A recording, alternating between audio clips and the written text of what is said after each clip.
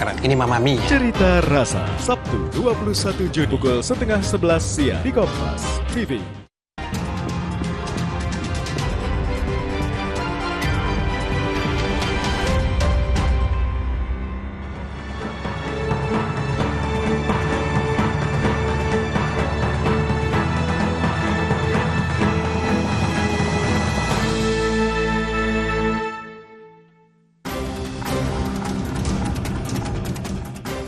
Berdamai dengan gunung api.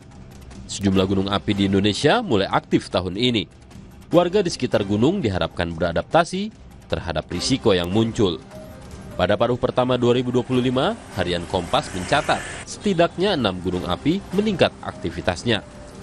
Keenam gunung api itu Gunung Merapi di Sumatera Barat, Gunung Tangkuban Parahu di Jawa Barat, Gunung Ibu di Maluku Utara, Gunung Lewotobi Laki-Laki di Nusa Tenggara Timur, serta Gunung Semeru dan Gunung Raung di Jawa Timur. Erupsi terbaru terjadi di Gunung Raung yang berlokasi di perbatasan Kabupaten Jember, Bondowoso, dan Banyuwangi.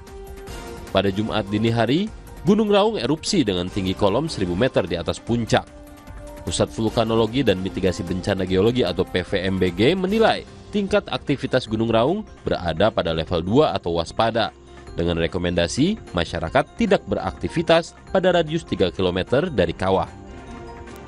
Di antara gunung api tersebut, erupsi terdahsyat terjadi di Gunung Lewotobi Laki-Laki yang terletak di Kabupaten Flores Timur.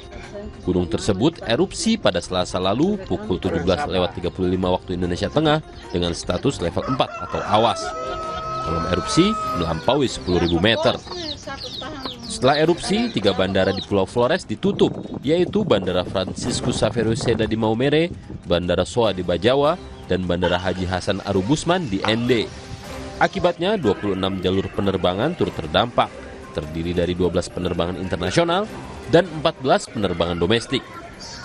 Total penumpang yang terdampak lebih dari 14.000 orang.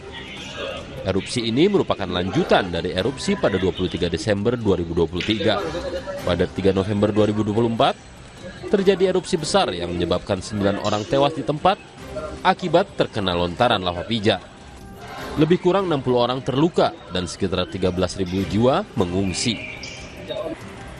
6 gunung api yang sedang aktif tersebut menjadi bagian dari 127 gunung api di Indonesia yang menyumbang 13% gunung api di dunia.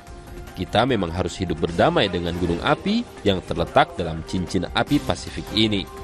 Kita juga sudah berpengalaman, beradaptasi dan memitigasinya, bahkan seperti menjadi kegiatan rutin bagi pemerintah dan warga yang hidup di sekitar gunung api.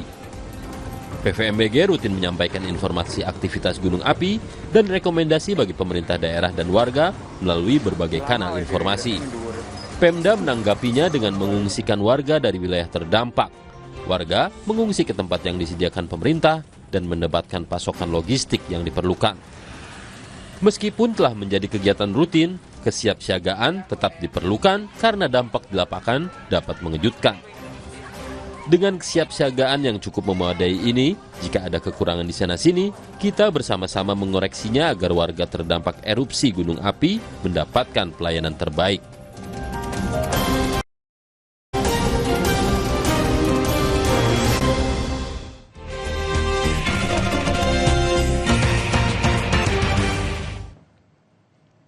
Kami hadirkan informasi harian Kompas 21 Juni 2025. Ada foto utama di halaman muka terkait dengan pergelaran Sarina Jakarta E-Prix 2025.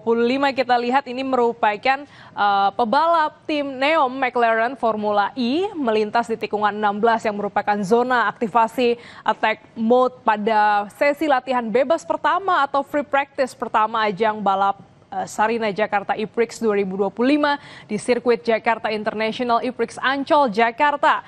Nah, ini pebalap ini ya mendominasi jalannya pada free practice pertama. Kita lihat lagi judul besar yang diangkat harian Kompas pada hari Sabtu, optimalkan perjanjian perdagangan. Pemerintah akan memfasilitasi pengusaha dan membantu menyelesaikan hambatan-hambatan perdagangan yang muncul. Di tengah eskalasi konflik geopolitik dan potensi perlambatan perdagangan dunia, para pelaku usaha nasional diharapkan mengoptimalkan akses perjanjian dagang yang sudah ada. Pemerintah akan memfasilitasinya dan membantu menyelesaikan hambatan dagang yang muncul. Para pelaku usaha nasional mengakui terjalinnya kesepakatan dagang dengan sejumlah negara di wilayah bisa mengoptimalkan kinerja ekspor nasional. Namun upaya tersebut perlu dibarengi dengan efisiensi rantai pasok produksi dan perbaikan iklim industri di Indonesia. Kita lihat lagi sorotan terkait dengan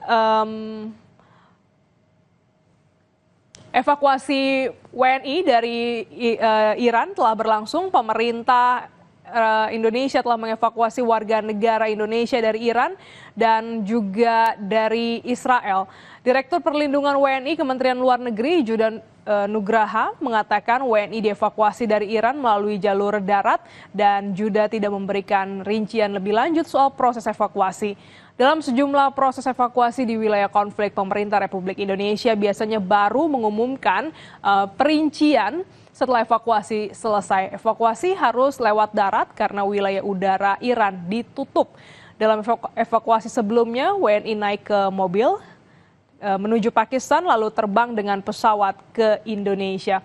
Kita lihat lagi informasi di halaman 15 terkait dengan erupsi Gunung Lewo Tobi Laki-Laki di NTT. Waspadai tumpukan material vulkanis. Setelah erupsi Gunung Lewo Tobi Laki-Laki, material vulkanis menumpuk di badan gunung. Potensi banjir lahar hujan harus diwaspadai. Erupsi dahsyat Gunung Lewo Tobi Laki-Laki di Kabupaten Flores Timur, Nusa Tenggara Timur menyebabkan tumpukan material vulkanis di badan gunung. Keberadaan material ini berpotensi menghadirkan ancaman karena dapat memicu banjir lahar hujan yang menerjang wilayah kaki gunung. Berdasarkan informasi yang dihimpun harian Kompas, pada hari Jumat pagi terjadi hujan dengan intensitas sedang hingga lebat di sebagian wilayah Flores Timur.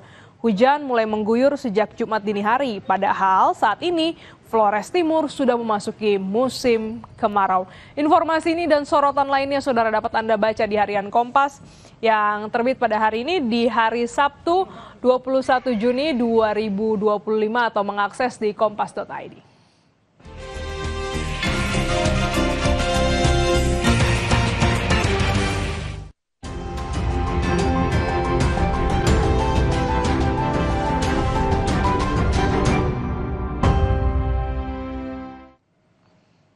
Kami hadirkan juga pantauan situasi arus lalu lintas di kawasan Ancol, Jakarta Utara bersama petugas NTMC Polri Bribtu Treslinda. Selamat pagi Bribtu Treslinda, silakan dengan laporan Anda.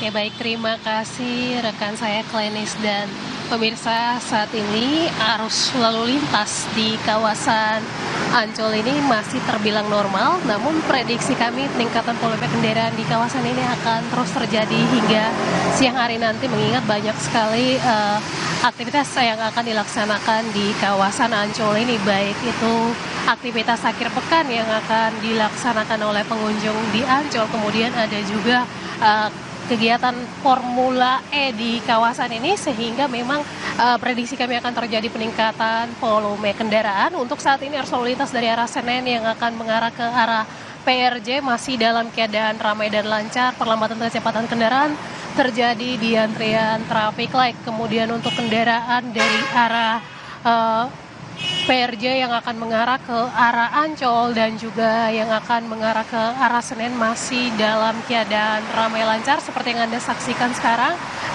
Ini merupakan kendaraan-kendaraan yang akan mengarah ke arah PRJ dengan dominasi kendaraan roda 4 dan juga kendaraan angkutan barang. Tentunya bagi pengendara roda 2 yang akan melintas ataupun mendahului kendaraan yang berada di depan Anda, pastikan jalur Anda dalam keadaan aman. Hal ini untuk menghindari terjadinya kecelakaan lalu lintas. Klenis, memang terlihat juga pada pagi hari ini jalanan di kawasan kota Jakarta licin, sehingga kami harapkan juga bagi para pengguna kendaraan untuk selalu berhati-hati terhadap aquaplaning yang bisa terjadi akibat kondisi jalan pada pagi hari ini. Tentunya kami harapkan Anda selalu berhati-hati.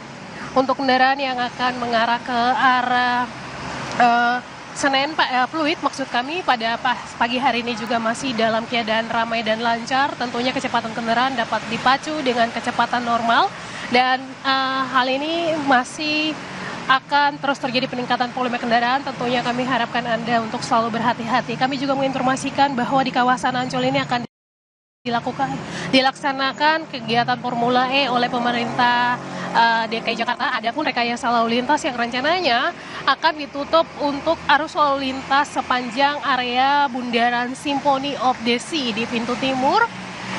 Kami harapkan Anda dapat mengikuti arahan dan petunjuk petugas kami yang berada di lapangan. Hal ini untuk terciptanya lalu lintas yang aman dan lancar sepanjang pelaksanaan Formula E ini dilaksanakan.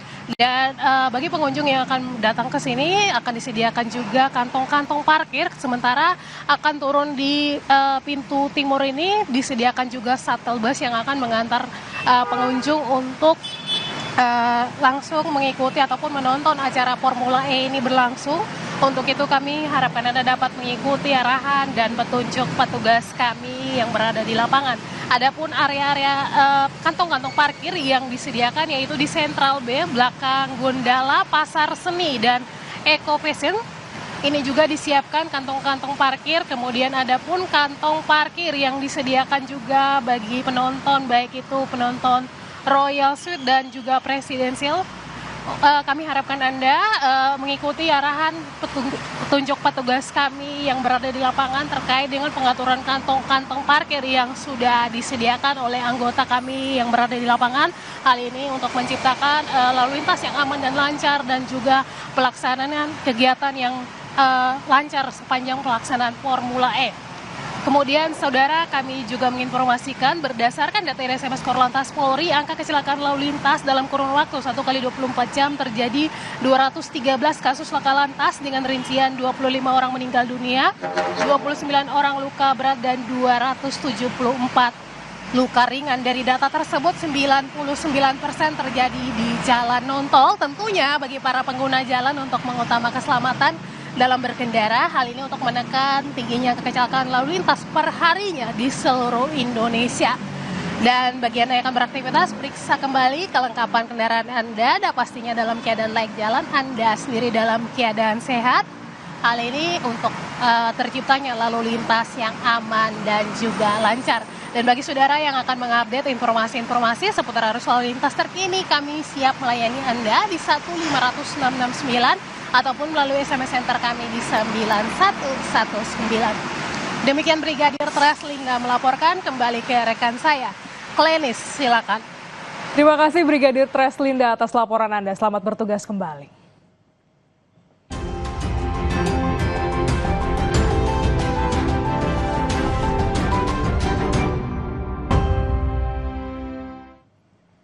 Usai jeda kami kembali dengan informasi polisi kembali melakukan olah TKP di villa lokasi penembakan warga negara Australia.